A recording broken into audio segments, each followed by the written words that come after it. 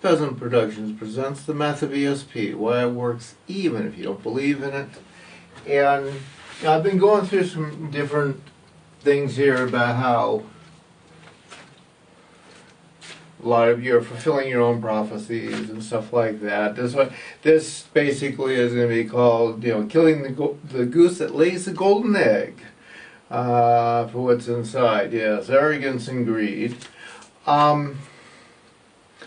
It's kind of interesting for me because one of the things I have discussed and I put forward here it's the legal reason for OccupyISS is if you kill your customer,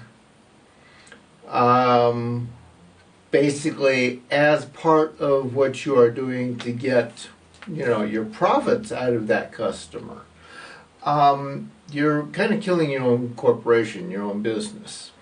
The criminal doesn't have a whole lot of friends until you reach a point where society is the criminal.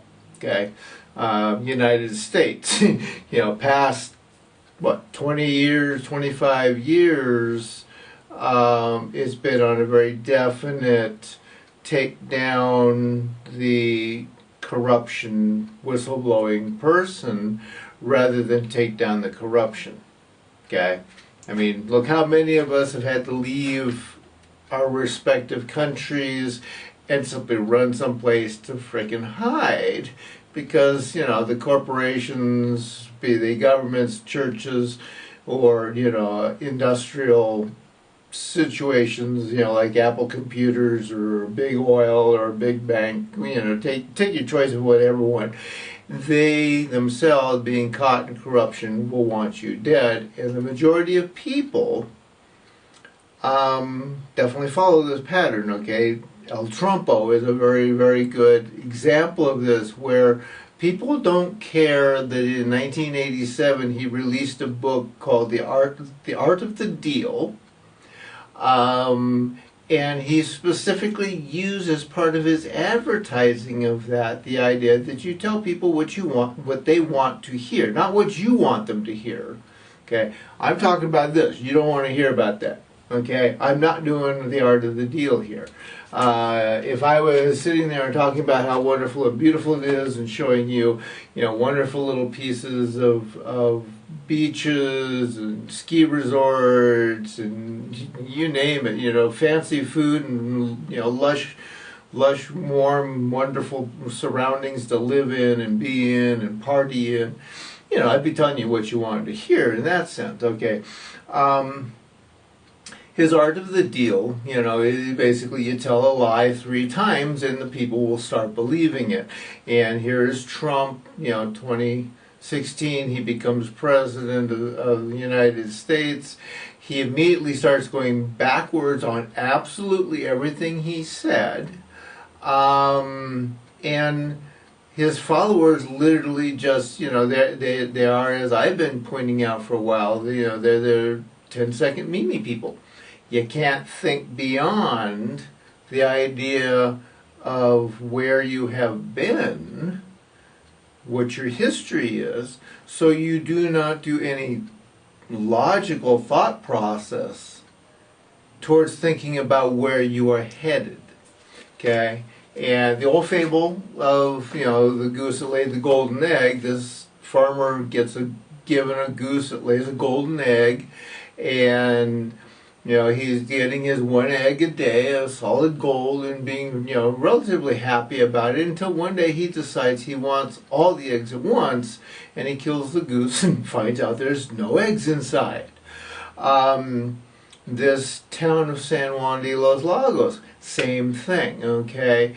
They faked a performance, a circus act, to make a fake miracle, which they then tried to turn around and sell. Okay, they wanted to make income and money off of the locals and the peasants and whoever they could possibly get here, type of a thing. And I'm quite certain if you go around, you'll find an awful lot of other places around the world that are doing something similar. Okay, and a lot of different religions as well. You know, they are in no way the only ones that have ever done this. Okay, the thing is that while they were doing the progressions of getting people to come here and donate to their churches and, you know, buy their food and, you know, have lodging here and all, you know, all the things that go on with the actual income part of the business of running, you know, a miracle town, which in that sense is no different than a ski resort. Milking the fact that it has a really wonderful, you know, couple of mountains that are, you know, separate ski resorts all in one area. I lived in Tahoe. I know what it's like. That you have a product you're selling and you want to get money in and you want those people to come back. Okay, well here in San Juan de los Lagos, Jalisco, Mexico, they have literally turned to the idea that they are so special, and they have been telling themselves that for so long. And the fact that the Vatican itself understands what they have created here, and more importantly, they have allowed and validated this place for 300 years as being an authentic miracle, when it is a very obvious, and the people in the town celebrate the fact that it's a farce. That's why they have no problem with the idea that they're going to kill me for my equipment, because I represent a lot of money to them. And, you know, dead, obviously, and then the fact, of course, that I published the story and told it to the world, but the people in the world don't really care that it's a farce. They don't care that I am in danger any more than they care about Julian Assange, Snowden. You know, you can go down the list. I mean, every day I'm seeing feeds through a lot of my different news tabs that I have that, you know, this person or that person is here or there, or this, you know, journalist or that journalist lost their life, you know, and you know, everywhere. And I mean, Mexico, they, like I said, they kill something like 15 to 50 journalists a year. So, you know, they do know they are very corrupt as a people, and the United States, those of you who actually pay attention know that not only are journalists targeted all the time, but like in the health industry, you have 100 or more natural health, healing, top-noted, very, very intelligent health doctors out there talking stuff that have all, in like the past 5 years, dropped dead or suicided when there was nothing logical around it, and whatever police department is in that area closes the case very quickly and just brushes it along. And again, because it's, you know, not mainstream big pharma, you know, it's not Prozac, so it's down here where nobody sees it. So that's why I say there's an awful lot of you that you never really stop and think about it.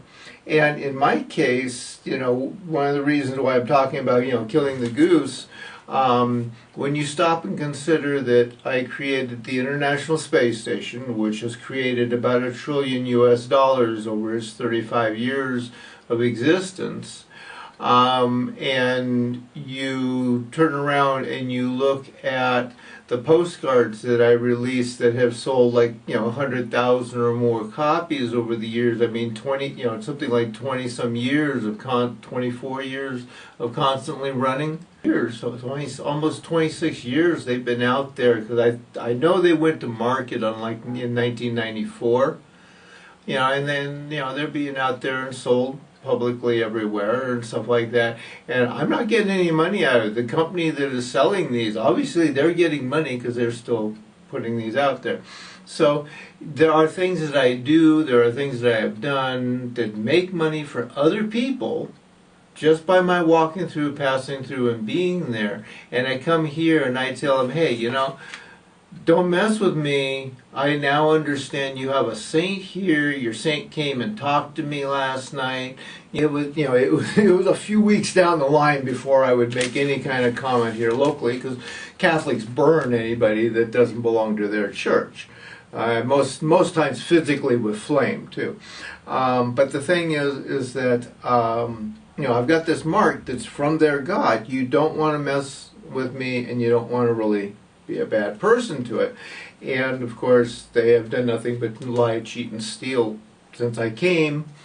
And therefore, yeah, it is kind of amusing because they're trying to kill by insulting the very gods that they have for 400 years lied about having a miracle about, or two and from and all of that. So, it's like, yeah, you not only killed that goose and opened it up and found there were no eggs inside, you then went and got a couple of semi-trucks and ran over it, and then you dropped a few boulders on it. So they're really in pretty poor shape that they don't even, there's nothing really left there for that goose for them to do anything with. So, as I say, it's amusing,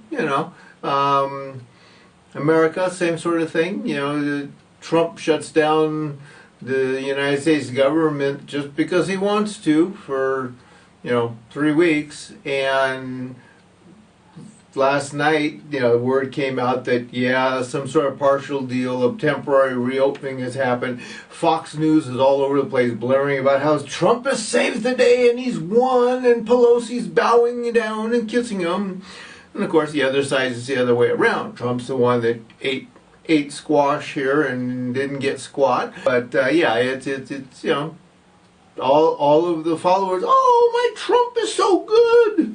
He's so powerful. See, he stopped the government and he started it again. So it's quite illogical. But yeah, your goose is cooked. Probably way beyond anything you'd ever want to try and eat. The financial markets are coming in and absolutely collapsing everywhere.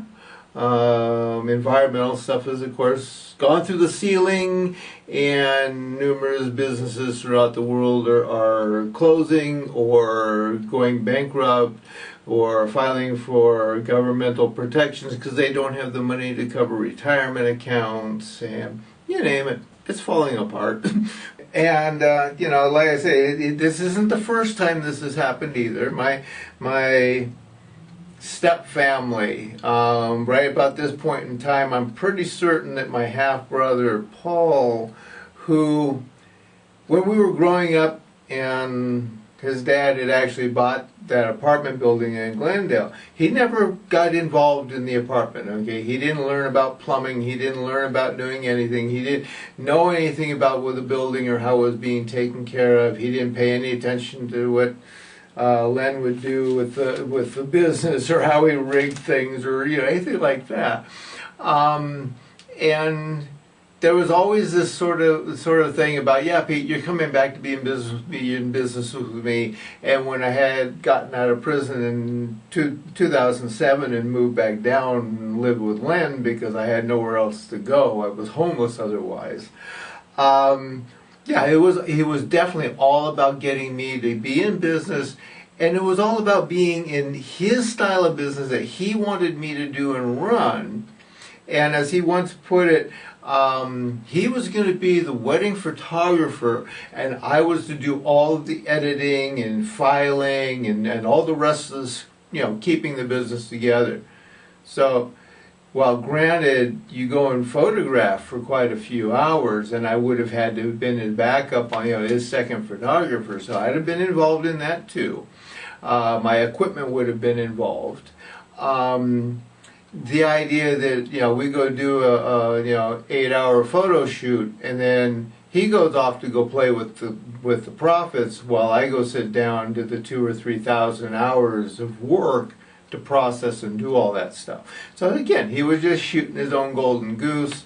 Raymond, years ago as a roommate, I offered him the sky cab thing. I said, we never charge more than a penny a mile, and he kind of blew that out the door and said, oh, no, we have to charge everything we possibly can. And I'm looking at him saying, I'm going to provide the energy, the sun cell that actually runs these anti-grav taxis, and you're going to charge as much as you want for free energy. Yeah, I wave bye-bye to him too. So watch out about, shooting your golden goose. Think about what you might have had had you not been greedy, had you not been arrogant.